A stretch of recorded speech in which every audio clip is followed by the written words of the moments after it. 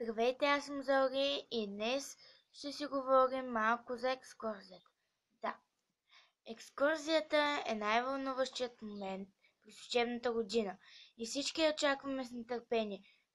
И да, много я обичаме, защото там можем да правим неща, които ни позволяват къщи. Също така може и да спим до по-късно, но в нашата екскурзия не беше така. Спахме до 8 часа. Даже и по-рано от 8. Да, общо взето така се случват нещата, когато ни очакват екскурсия. Притесняваме се в същия момент даже и се вълнуваме, защото ще идем там без родителите си и да.